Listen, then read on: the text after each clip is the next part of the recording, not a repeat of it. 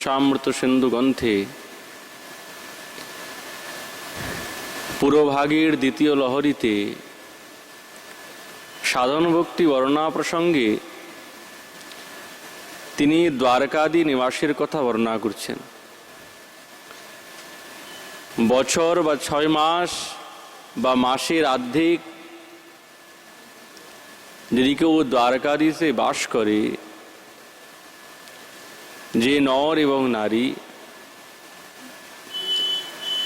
সর্বে চতুর্ভুজা, সকলেই চতুর্ভুজ হয়ে যায়। আমাদের আচার্যগণ সেই দ্বারকাদি বাস তো আছেই, কিন্তু তার মধ্যে সর্বোৎকৃষ্ট বাসের কথা যারা মধুর রসের উপাসক, তাদের বাসের কথা তিনি দিব্যরূপে বর্ণনা করছেন।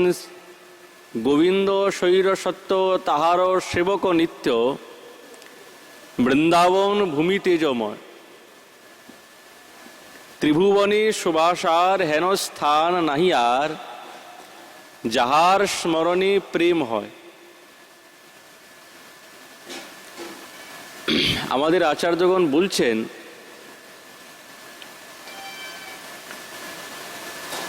সাক্ষাৎ ভগবানের যে ধাম, সেই ধামও কিন্তু চিন্ময় স্বরূপ। যেরকম ভগবানের চিন্তন এবং স্মরণ করলে মনের মধ্যে, হৃদয়ের মধ্যে প্রেম আস্বাদন হয়, ঠিক তদ্রূপ তার ধামের একটা বিশেষতা। ধামের প্রতি চিন্তন এবং স্মরণ করলে আনন্দ অনুভূত হবেই।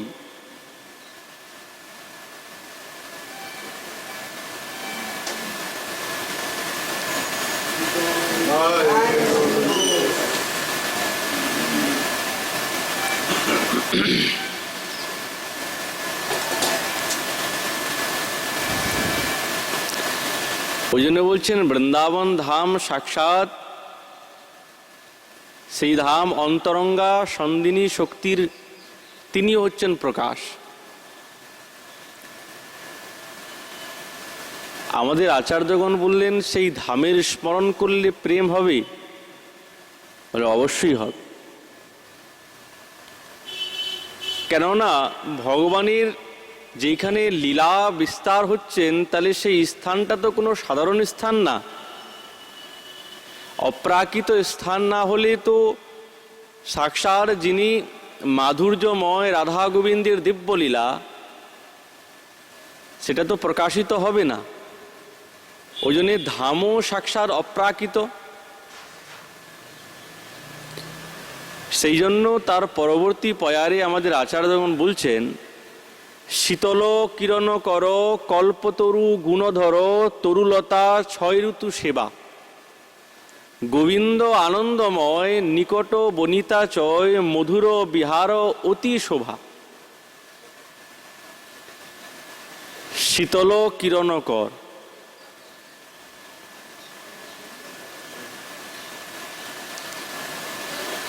আমাদের আচার্যগণ বলছেন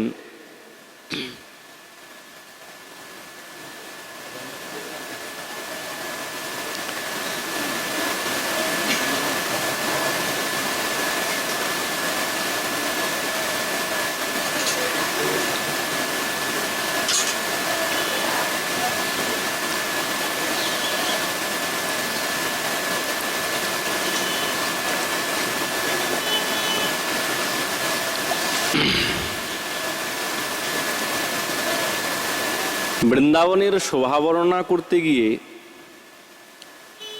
ত্রিভুবনের শোভাসা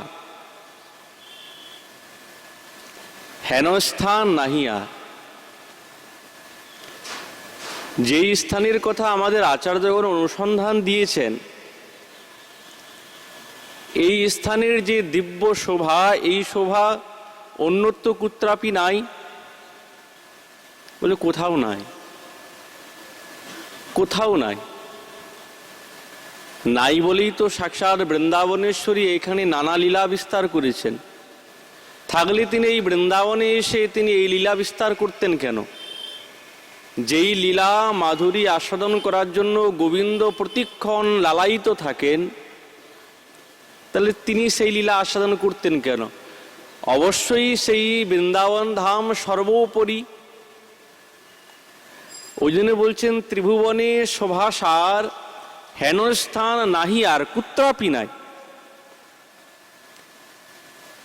তাহলে ত্রৈলোক্যে সর্বোৎকৃষ্ট সুন্দর এই বৃন্দাবনের শোভাটাকে ইঙ্গিত করছেন আমাদের আচার্যগণ।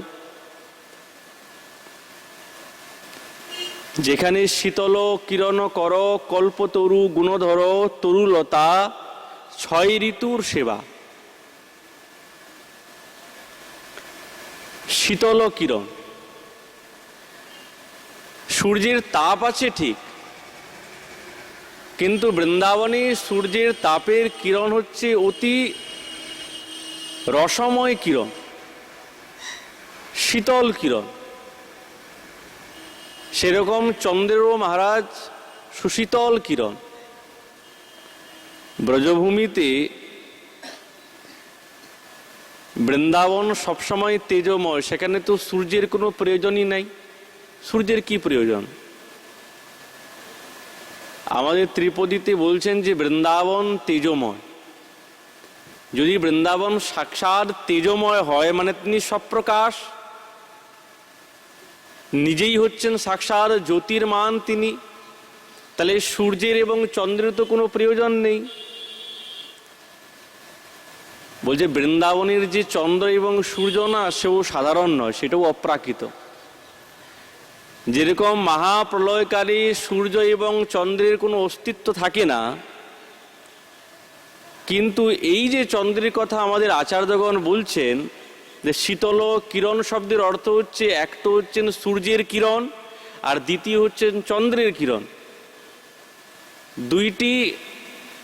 দুইটি স্বরূপের কিরণ আছে। কেন একজনের তো কিরণ হয় না, কেবল সূর্যেরই কিরণ হয় তা তো নয়, চন্দ্রেরও কিরণ আছে। চন্দ্রের কিরণের মহত্ব রাত্রিবেলা, আর দিনের বেলা সূর্যের কিরণের মহত্ব।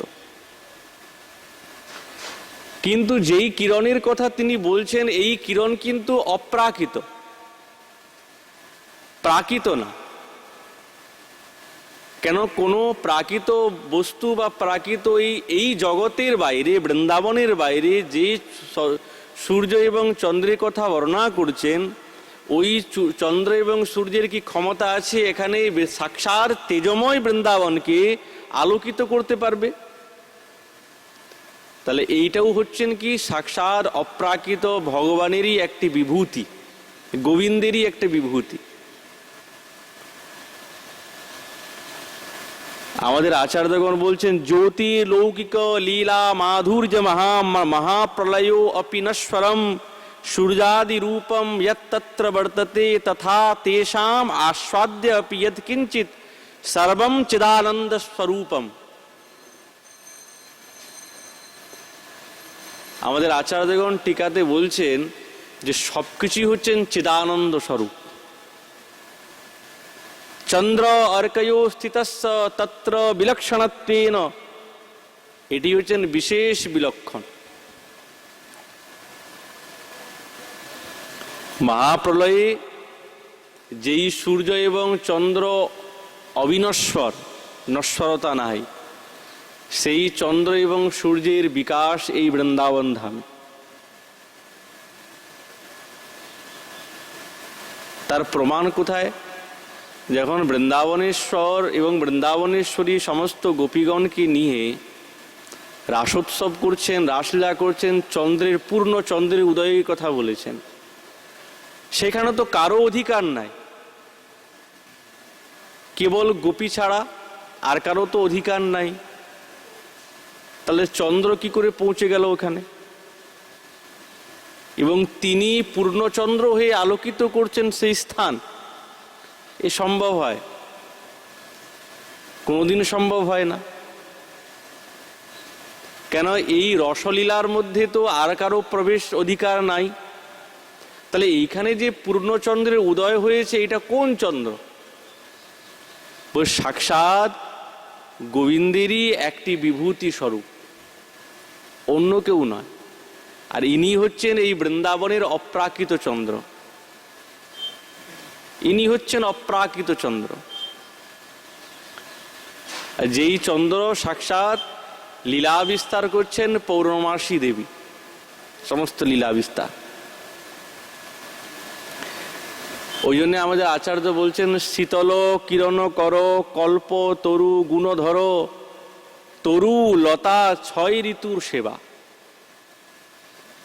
আর আমাদের এই দিব্য গোবিন্দের লীলাভূমি, রাধা গোবিন্দের বৃন্দাবন ধাম, সেখানে সমস্ত গুণে পরিপাটি, প্রত্যেকটি বস্তু গুণময়, সাধারণ কেউ না।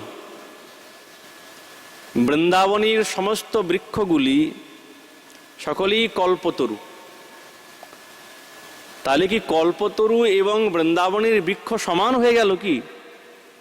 বলছে না, সমান না, কল্প বৃক্ষের থেকেও এরা আরো বেশি গুণাধিক, প্রত্যেকটি বৃক্ষ।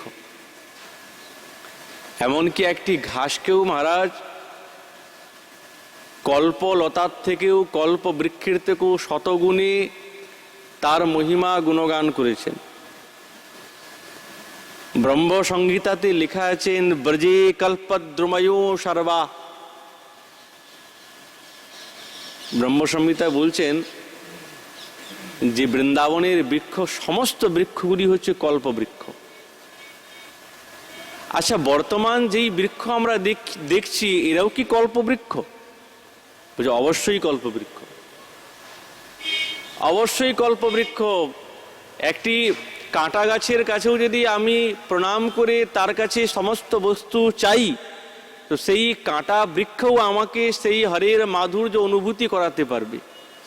এই কল্পবৃক্ষ এবং সুরলোকী কল্পবৃক্ষের মধ্যে পার্থক্য কোথায়? সেই সুরলোকের কল্পবৃক্ষ এই জাগতীয় সমস্ত সুখ প্রদান করতে পারে, সমস্ত বৈভব দিতে পারে, কিন্তু মহারাজ সাক্ষাৎ রাধা গোবিন্দের দিব্য প্রেম সম্পদ এই সাধকের হৃদয়ে সঞ্চার করতে সে সক্ষম না। কিন্তু বৃন্দাবনের কল্পবৃক্ষ ওইগুলো তো দূরের কথা, শালোক্য শাস্তি সামীপ্য সাযুজ্য এবং আমাদের সমস্ত বৈভব, এইগুলো তো তার কোনো ব্যাপারই না। কল্পবৃক্ষর যারা সেবক সেবিকা তারাই এইগুলো দিতে পারে, কিন্তু এই বৃন্দাবনের কল্পবৃক্ষ কি দিতে পারেন? সাক্ষাৎ রাধা গোবিন্দের দিব্য সেই মাধুর্য প্রেম, সেই প্রেম সাধকের হৃদয়ে সঞ্চার করতে সক্ষম। তাহলে এর দ্বারাই বোঝা গেল যে ব্রজের বৃক্ষগুলি হচ্ছেন সর্বোৎকৃষ্ট। ওই জন্য কল্পতরু গুণধর।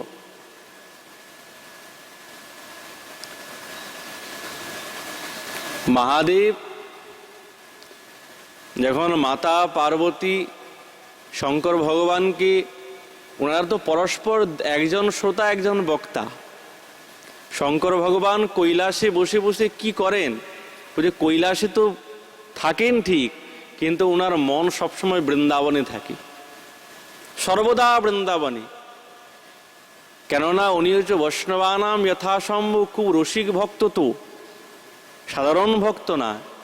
যিনি এই দিব্য রাধা গোবিন্দের লীলা চাতুরীকে আস্বাদন করার জন্য গোপেশ্বর নাম ধারণ করে তিনি বিদ্যমান আছেন। তাহলে তার মনটা কেমন ভাবে এই ব্রজেতে নিবদ্ধ আছে।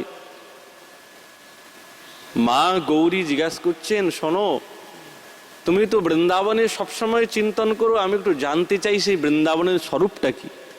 কি এমন বৃন্দাবনে আছে যেই কারণে তোমার মন অন্যত্র কুত্রাপি না লেগে কেবলমাত্র এই বৃন্দাবনের কথা চিন্তন করতে করতেই দিন কাটছে? তখন শঙ্কর ভগবান বলছেন, বৃন্দাবন কি জানো? বলছে আমার মতন কোটি কোটি শঙ্করও সেখানে সেই বৃন্দাবনের কোনো গুণের সীমা পায় না, সীমা পায় না। প্রবেশ করব যে মহিমা বর্ণন করতে গেলে, কোনো যে নান্দিমুখী করব, বুদ্ধিই খাটে না। বৃন্দাবনের এত মহিমা, বৃন্দাবনে কি আছে শঙ্কর ভগবান বলছেন, বিথ্যাম বিথ্যাম নিবাস অধর মধুর সুবচস্তৎ সন্তান কানামেকম রাকেন্দু কোট্যাত পরিষদ কারাস্তু চৈক কমস্তে রামে রাত্রে বিরামে সমুদিত পদদ্যাতি সিন্ধুর পরমयो রত্নাঙ্গানাম সুবর্ণ চিত মুকুর রুচস্তেভ্যো একে দ্রুমেন্দ্রো यत् कुसुमं सदा मृग यत् फलं च वरानने तदैव प्रसूयते वृंदावन सुरद्रुमाः।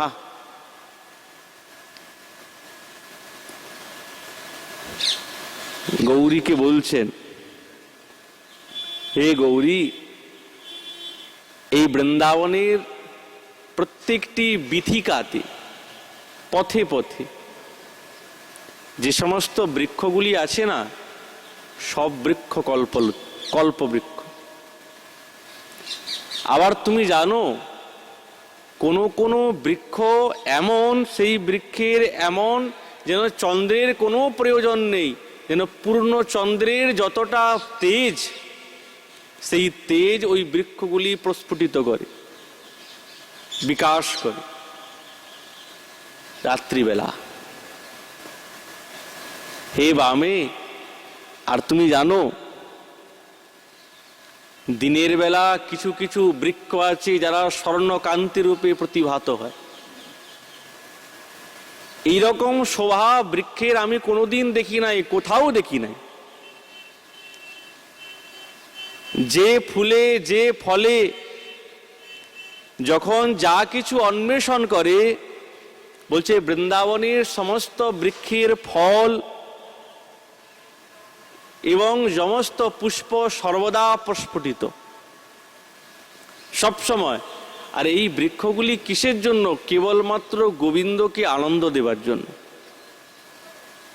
সব সময়। পদ্মফুল কোনদিন রাত্রিবেলা ফুটে? কোন শাস্ত্রে লেখা নাই। কিন্তু বৃন্দাবনের পদ্মফুল রাত্রিবেলাও ফুটে। কুমুদ পুষ্প দিনের বেলাও ফুটে, যেহেতু রাত্রিবেলা প্রস্ফুটিত হওয়ার তার বিধান, কিন্তু তাও ফুটে। গ্রীষ্মকালে কুন্দ ফল প্রস্ফুটিত হয় না, কিন্তু বৃন্দাবনে গোবিন্দকে প্রসন্ন এবং আনন্দ করার জন্য গ্রীষ্মকালেও এই কুন্দ ফুল প্রস্ফুটিত হয়। কদম্ব পুষ্প বর্ষা ঋতুতে প্রস্ফুটিত হয়, কিন্তু গোবিন্দকে আনন্দ দেবে বলে এই কদম্ব বৃক্ষে কদম্ব পুষ্প শীতকালেও এবং গ্রীষ্মকালেও প্রস্ফুটিত হচ্ছে। তাহলে ওই জন্য এই বৃন্দাবনের সমস্ত বৃক্ষগুলি, লতা এবং পাতা এবং সমস্ত এক একটা ধূলিকণা এই বৃন্দাবনের সবই হচ্ছেন সাক্ষাৎ রাধা গোবিন্দের মাধুর্যময় লীলাতে গঠিত, আলাদা কিছুই না। আমাদের আচার্যগণ বৃন্দাবন মহিমামৃতে বলছেন না,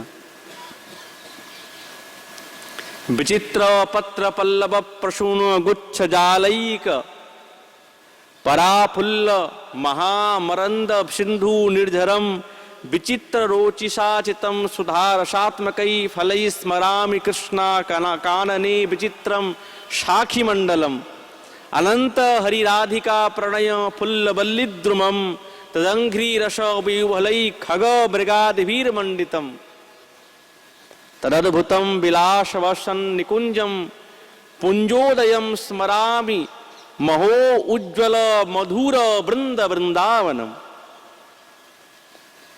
এখানে বিচিত্র পত্র, বিচিত্র পদ্মফুল, বিচিত্র পল্লব, সব গোবিন্দকে আনন্দ দেবার জন্য। এখানে যে সমস্ত পশু পাখি যারাই আছে, কেউ কিন্তু সাধারণ না।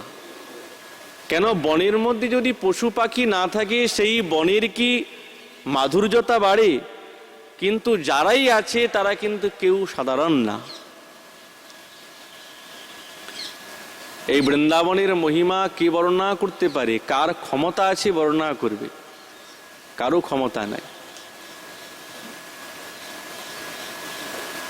यस्सीमानमपि स्पृशेन्द निगमो दुरात् परम लक्ष्यते किंचिद गूढ़तया यदेव परमानंदो शवैवावधि यन्माधुर्य कणोप्यवेदि न शिवस्वायां भुवाद्वेहम् तद वृंदावनम नाम धाम रसदं वंदामि राधापते। वृंदावन धाम राधापति साक्षात जार स्थान যৎ সীমাম স্পৃশেদ ন নিগমো, বের পর্যন্ত সেই বৃন্দাবনের সীমাকে স্পর্শ করতে পারে না।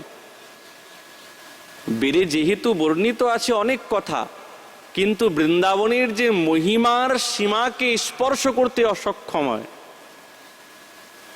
ওই জন্য বলছেন যৎ সীমাম অপি স্পৃশেদ ন নিগমো উদুরাত পরম লক্ষ্যতে। কেন বলছে? এতই গূঢ় তত্ত্ব এই বৃন্দাবনের।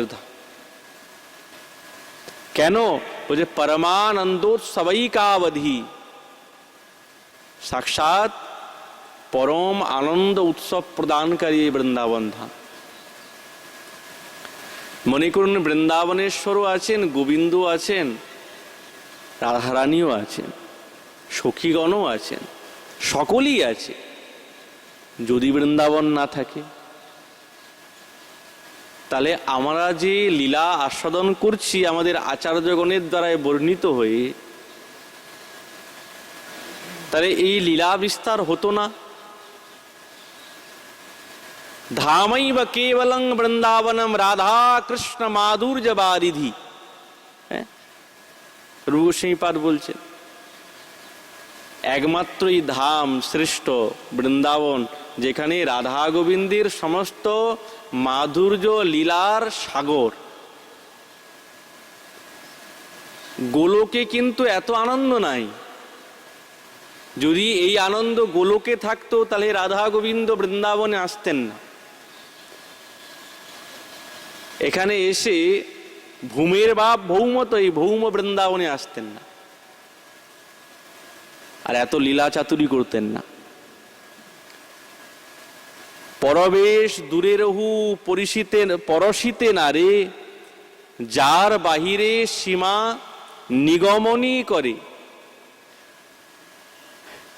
কুতূহলা কুল হয়ে রয়েছে নেহারি, দূরে রহি যে ধামে রসের লহরী।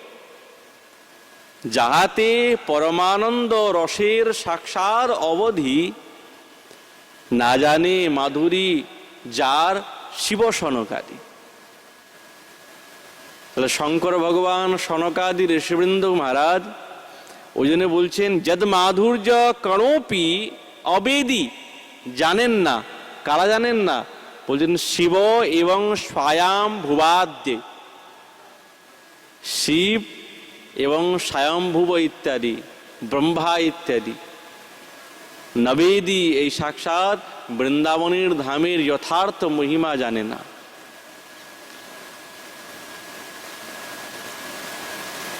এমন যে সেই তৎ বৃন্দাবনং নামং ধামম রসদম, যেই বৃন্দাবন সাক্ষাৎ রসকে প্রদান করতে সমর্থ, সেই সেই রাধাপতে গোবিন্দকে প্রণাম করছেন। না জানে মাধুরী যার শিব সনকাদি, সেই রাধানাথের মহিমাময় ধাম, নিরবধি বন্দী সেই বৃন্দাবন যার ধাম।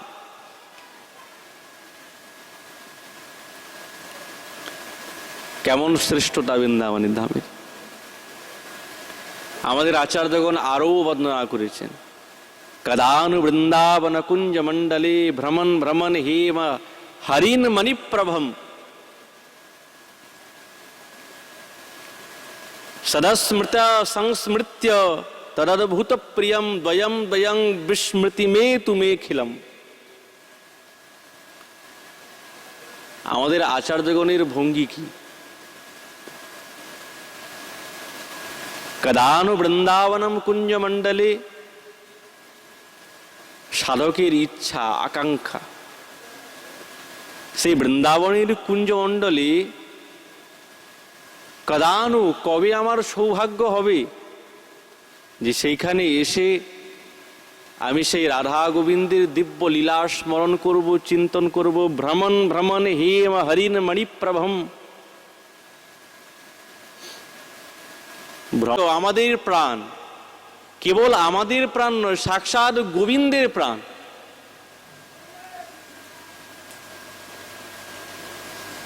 সাক্ষাৎ ভগবান মথুরাতে কি মথুরা এসে কি খুব আনন্দ পেয়েছিলেন?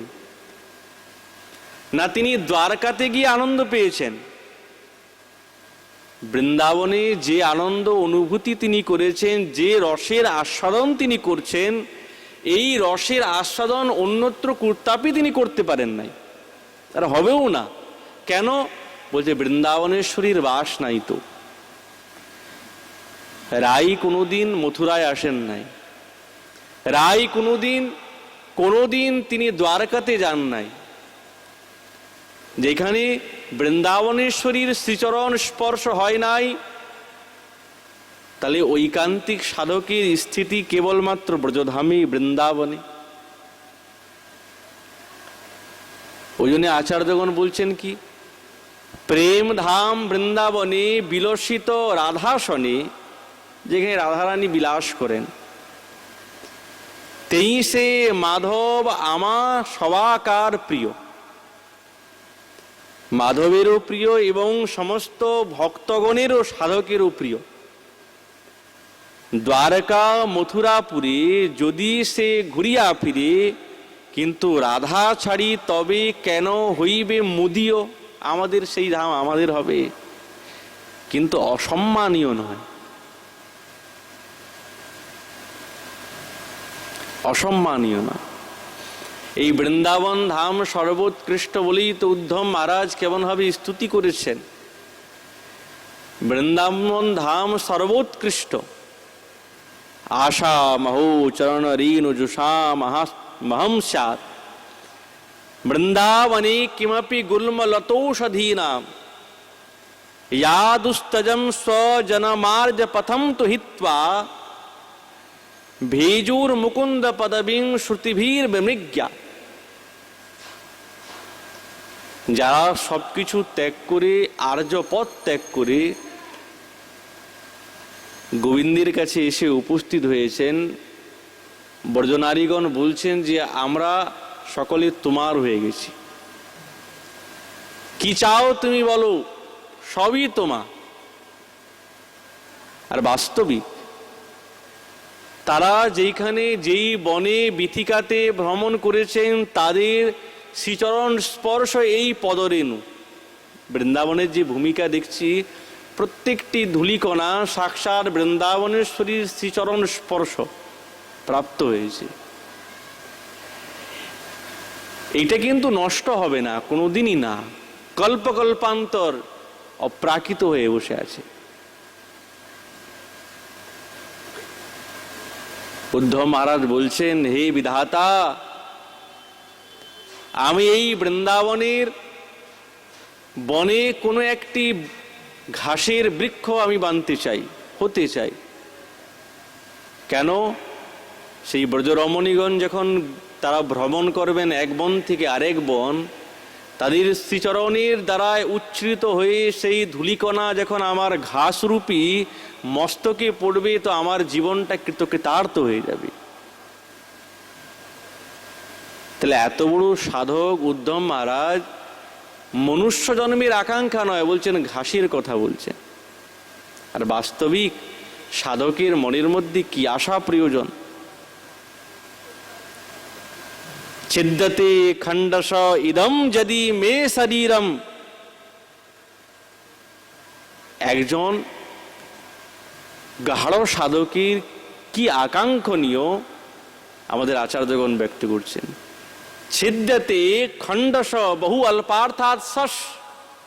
খণ্ডশ মানে বহু খণ্ড। যদি মে শরীরম, আমার এই শরীর যদি খণ্ড খণ্ড হয়ে যায়, কি যদি খণ্ড খণ্ড করে দেয়, ঘোরা বিপদ বিততয়ো যদি বা পতন্তি, যদি আমার ঘোর বিপদ এসে উপস্থিত হয়, আপদ এসে উপস্থিত হয়, ঘোর বিপদ যদি আমার এসে উপস্থিত হয়, হা হন্ত হন্ত ন তথাপি কদাপি ভূয়াৎ বৃন্দাবনাদ ইতর তুচ্ছ পদে পিপাসা। আচার্যগণ বলছেন, আমার শরীর যদি খণ্ড খণ্ড হয়ে যায়, আমার অনেক বিপদ হোক, অনেক অমঙ্গলও যদি আসে, আর থাকা যাচ্ছে না, শরীর চলছে না, কিন্তু হে ঠাকুর, হে বৃন্দাবন, আমার এই মনের মধ্যে বৃন্দাবন ছাড়া যাতে অন্য কোনো পিপাসা না জাগে। বৃন্দাবনাদ ইতর তুচ্ছ পদে ন পিপাসা, তুচ্ছ পদে অন্য ধামে অন্য স্থানে আমার যাতে পিপাসা না জাগে। আমাদের কত প্রাচীন প্রাচীন সাধক, তারা অনেক আছে, সমস্ত ব্যবস্থা আছে, শিষ্য সামন্ত অনেক কিছুই আছে, শরীর চলছে না, বাইরে নিয়ে যেতে হবে, কিন্তু তারা বৃন্দাবন ত্যাগ করে যান নাই, কোনোদিন যান নাই। কেন? ওনাদের মনের মধ্যে এইটাই আকাঙ্ক্ষা, বৃন্দাবনার ইতর তুচ্ছ পদং পিপাসা। এই দেহের প্রতি পিপাসা করে কি লাভ? দেহ তো চলে যাবে, কিন্তু যদি কোনো কারণে আমি এই বৃন্দাবন ত্যাগ করে বাইরে চলে গেলাম, দেহ যদি পতন হয়ে গেল, তাহলে কি হবে?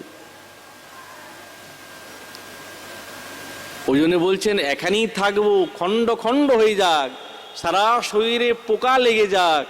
আমাদের আচার্যগণ আরো ভয়ানক ভয়ানক আকাঙ্ক্ষা বলছেন, কিন্তু তবু বৃন্দাবনেই থাকুক, অন্যত্র কোথাও যাব না। বৃন্দাবনের কেমন দিব্য শোভা! বৃন্দাবনে কিম অথবা নিজ মন্দিরে বা কারাগৃহে, কিম অথবা কনকাসনে বা ইন্দ্রিং ভজে, কিম অথবা নরকম ভজামি, শ্রীকৃষ্ণ সেবামৃত ন সুখং কথাপি।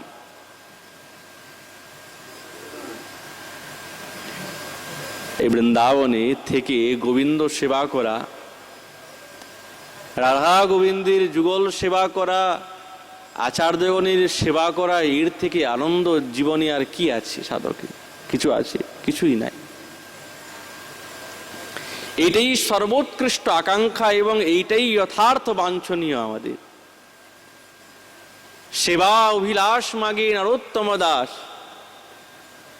আগে গুরু বৈষ্ণবের সেবা, আর সেই সেবাতে পারঙ্গত হলে তখনই আমাদের সেই যুগল সেবাতে আমাদের অধিকার জন্মাবে। গুরু বৈষ্ণবের সেবা না করলে রাধা গোবিন্দের যুগল সেবাতে অধিকার কি করে হবে মহারাজ? হবে না। ওই জন্য সেই দিব্য বৃন্দাবনের কথা বর্ণনা করলেন। এবং তারপরে সেই গঙ্গাদিবাসীর কথা বলেছেন, যেখানে সাক্ষাৎ ভগবানের শ্রীচরণে তুলসী মঞ্জুরি আঘ্রাণ এবং সৌরভ যুক্ত পারধৌত জল সকলের মন এবং হৃদয়কে শুদ্ধ করতে করতে সেই গঙ্গা প্রবাহিত হচ্ছে, সেই গঙ্গায় বাসের কথা বলেছেন। এবং তারপরে আরেকটি ভক্তির অঙ্গের কথা বললেন, যাবদ অর্থানুবর্তিতা। যতটুক প্রয়োজন অতটুক সে অর্থ গ্রহণ করবে, যেই অর্থের দ্বারায় আমাদের শুদ্ধ ভক্তিতে যাতে কোনো বিঘাত না ঘটে, ভক্তির যাতে কোনো বাধক না সৃষ্টি হয়, অতটুক সাধক তার অর্থ তিনি উপার্জন করবেন, এর অধিক না। আর এরপরে তিনি সেই হরি বাসর সম্মান, ভক্তির অঙ্গ যেটা পালনীয়, হরি বাসর ব্রতের কথা বলছেন। সমস্ত ব্রতকে ভক্তগণের পালনীয়, কিন্তু যেটা আমাদের আচার্যগণের দ্বারাই কথিত ব্রত, এক হচ্ছেন অষ্ট মহাদ্বাদশী, চারটি হচ্ছে নক্ষত্র যোগে আর এবং চারটি হচ্ছে তিথি যোগে। যেরকম তিথি যোগে উন্মিলিনী মহাদ্বাদশী, বঞ্জুলি মহাদ্বাদশী, তৃষ্পৃষা মহাদ্বাদশী এবং পক্ষবর্ধনী মহাদ্বাদশী, এরা হচ্ছেন তিথি যোগে। আর নক্ষত্র যোগে চারটি, জয়া মহাদ্বাদশী, জয়ন্তী, পাপনাশিনী এবং বিজয়া। এই আটটি মহাদ্বাদশী ভক্তগণের পালনীয়, এবং যে একাদশী আছে এইগুলো পালন করতে হবে। এবং হরিভক্তি বিলাসী নির্দিষ্ট আমাদের জন্মবাসর, যেরকম রামনবমী, কৃষ্ণ জন্মাষ্টমী, রাধা জন্মাষ্টমী, নৃসিংহ চতুর্দশী, বামন দ্বাদশী এবং মহাপ্রভু জয়ন্তী, অদ্বৈত প্রভু জয়ন্তী, নিত্যানন্দ প্রভুর জয়ন্তী এবং আমাদের আরও কয়েকটি ব্রত, যেরকম শিব চতুর্দশী, এই ব্রতই আমাদের কেবলমাত্র পালনীয়। এছাড়া অন্য ব্রত আমাদের আচার্যগণ কোনোদিন বলেন নাই। কেউ রবিবারের ব্রত করে, কেউ সোমবারের ব্রত করে, কেউ শুক্রবারের ব্রত করে, কেউ শনিবারের ব্রত করে। মহারাজ একাদশী ব্রত করলে সাক্ষাৎ ভগবান প্রসন্ন হয়, আর যে সাক্ষাৎ হরি যদি প্রসন্ন হয়ে যায় তো বাকি সকলেই তো প্রসন্ন হবে, কোনো প্রয়োজন নেই। কোনো ব্রত হোক চা নাই হোক, কিন্তু আমাদের আচার্যগণের দ্বারায় ব্যক্ত এই ব্রতগুলি অবশ্যই কর্তব্য।